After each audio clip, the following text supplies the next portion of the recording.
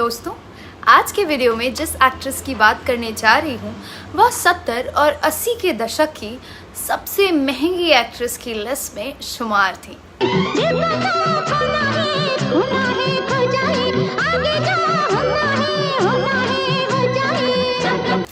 वह थी परवीन बॉबी।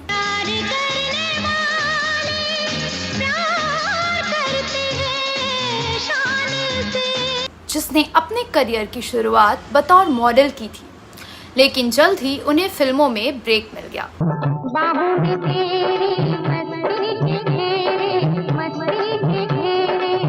1973 में उन्होंने क्रिकेटर सलीम दुर्रानी के ऑपोजिट फिल्म चैत्र से डेब्यू किया।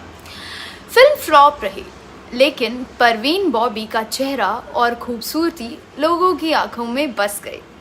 हर कोई यह जानने को उत्सुक हो गया कि आखिर यह लड़की है कौन। हिंदू है ना मुसलमान, घुंघरू पायल के शायद यही वजह रही कि उन्हें फ्लॉप डेब्यू के बाद भी ढेर सारी फिल्मों के ऑफर मिले। डेब्यू के 1 साल के अंदर ही उन्होंने अमिताभ बच्चन के ऑपोजिट पहली ब्लॉकबस्टर फिल्म दी।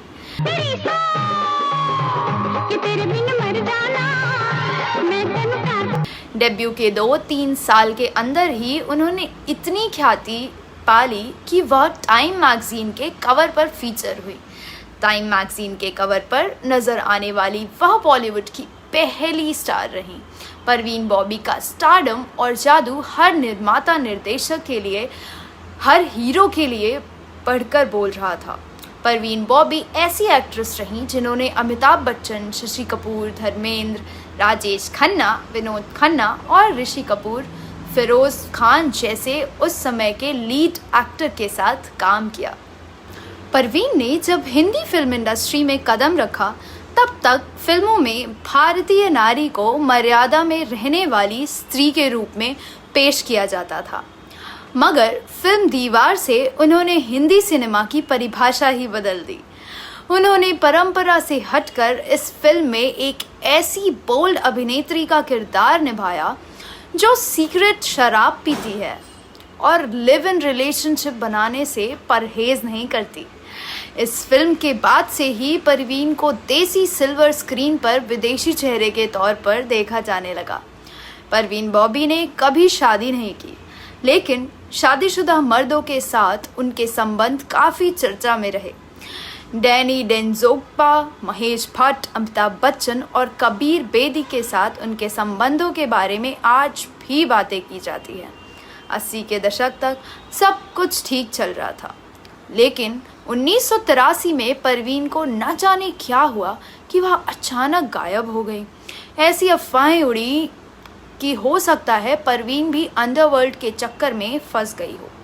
वह सालों तक गायब रही और उनकी कई फिल्में उनकी अनुपस्थिति में ही रिलीज की गईं। बाद में पता चला कि परवीन बॉबी ने 1983 में ही भारत छोड़ दिया और अध्यात्म की तलाश में अपने दोस्तों के साथ अमेरिका चली गईं।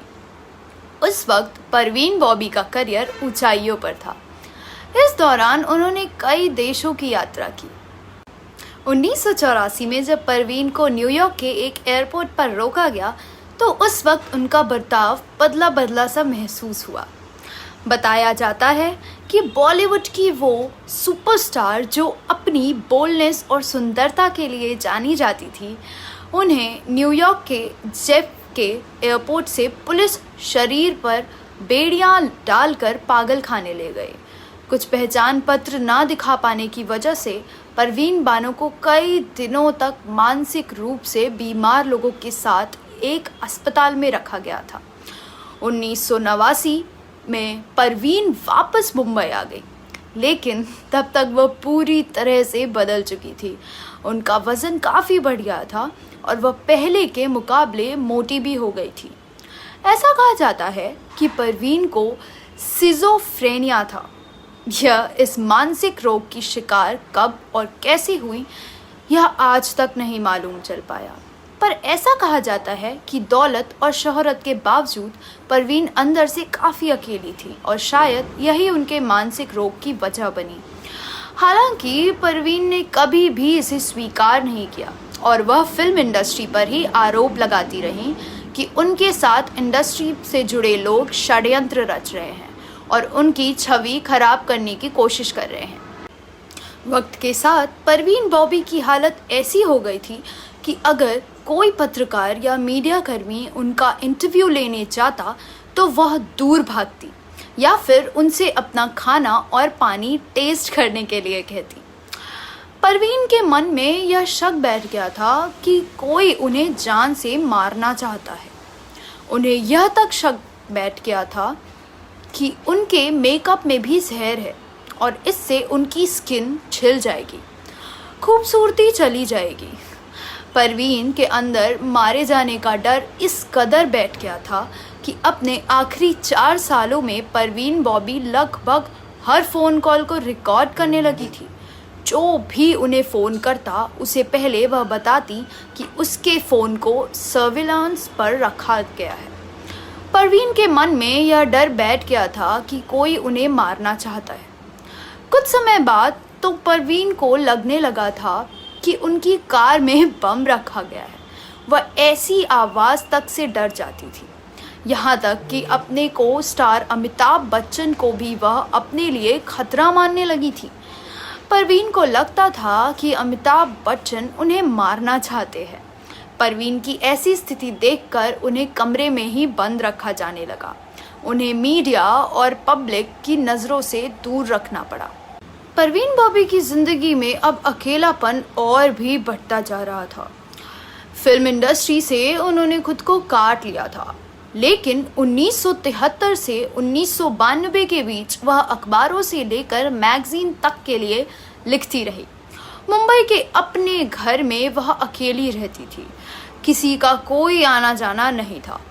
जो उनके अपने थे उन्होंने भी परवीन बॉबी से कन्नी काटनी शुरू कर दी। शायद यही वजह थी कि जब 20 जनवरी 2005 को वह अपने फ्लैट में मृत मिली तो किसी को कुछ पता ही नहीं चला। जिस सोसाइटी में परवीन रहती थी वहाँ के सिक्योरिटी गार्ड ने जब देखा कि परवीन ने 3 दिनों से घर के बाहर रखा दूध और अखबार नहीं लिया है तो उसने पुलिस को खबर दी। परवीन बॉबी की मौत कैसे हुई नहीं पता, पर कहा जाता है कि परवीन को बाएं पैर में गैंग्रीन हो गया क्योंकि उन्हें डायबिटीज़ भी थी। बेड के पास ही एक व्हील चेयर थी।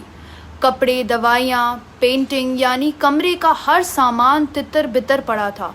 हो सकता है कि वह अपने आखिरी दिनों में चलने फिरने में असमर्थ रही हो और व्हील चेयर की ज़रूरत पड़ी हो।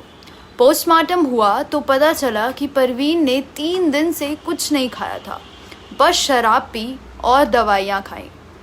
कहा जाता है कि सिल्वर स्क्रीन पर उनकी ज़िंदगी में जितनी चमक दिखती थी असल में वह उतनी ही अकेली थी।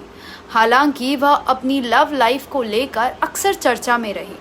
बताया जाता है कि उनका अफेयर महेश भट्ट के अलावा डैनी और कबीर बेदी से भी रहा, लेकिन महेश भट्ट के साथ उनकी प्यार भरी कहानी का दर्दनाक अंत हुआ था।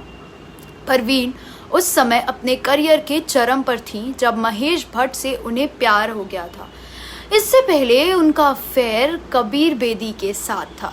कबीर से ब्रेकअप के बाद उन्होंने महेश भट्ट का हाथ थाम लिया, लेकिन महेश पहले से ही शादीशुदा थे। बावजूद इसके महेश अपनी पत्नी को छोड़कर परवीन के साथ लिव इन में रहने लगे। कहा जाता है कि महेश के लिए परवीन घर पर एक साधारण लड़की की तरह रहती थी। देखते देखते दोनों के रिश्तों को 2 साल हो गए।